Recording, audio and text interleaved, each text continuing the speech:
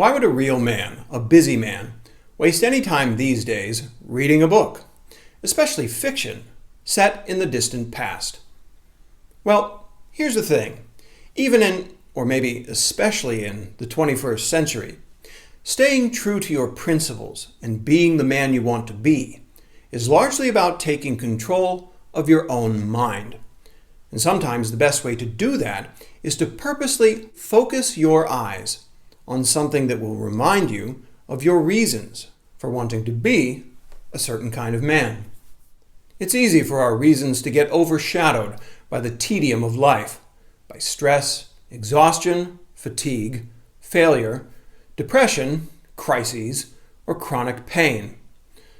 Those things create optimal growing conditions for a peculiar kind of psychological mold or slime that obscures the metaphorical lens through which you see reality. And you need to scrape off that crap with a purpose, or it's going to get really hard to stave off feelings of futility. When I'm in a really deep hole, like most of last year, I have a list of go-to movies that help me remember who I want to be and why.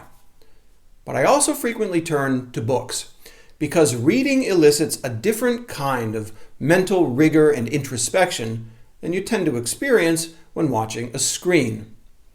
Time invested in a fictional narrative isn't a strategy of avoidance. It's a strategy of reflection that equips you to handle your real-life conflicts with more perspective and insight. So, this being the Knights and Cowboys channel, I thought I'd venture to offer a humble suggestion. One of the shortest westerns ever written, and pound for pound, maybe the best. It's a story about the nature of true manhood, if ever there was one. And even though there's a classic film based on it, for my money, the movie just doesn't approach the power and genius of the original book. Shane, by Jack Schaefer. The language is simple but exquisite, bordering at times on poetry. The relationships between the characters are utterly believable and compelling.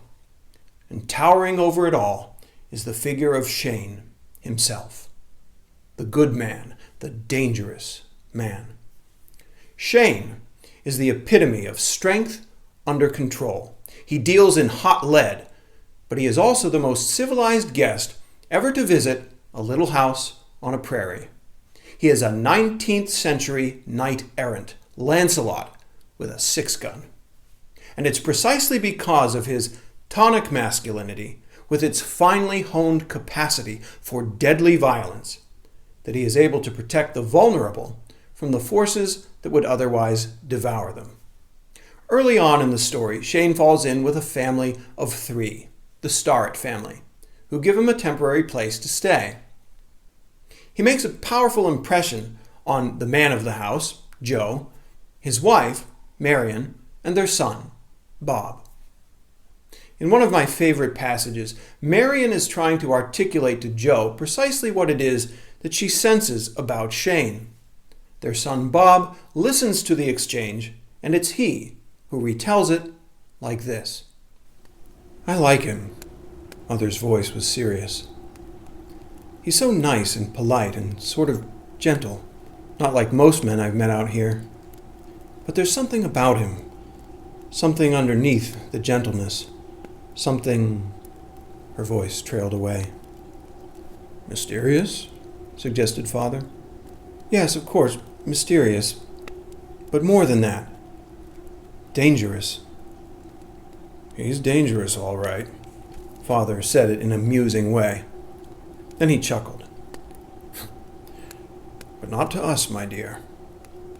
And then he said what seemed to me a curious thing. "In fact, I don't think you've ever had a safer man in your house." Best Western ever. I'm Marcus McGregor. Thanks for watching. I'll see you next time. If you'd like to subscribe, go for it. Just remember that you won't be shown new videos when they post unless you also click the notification bell.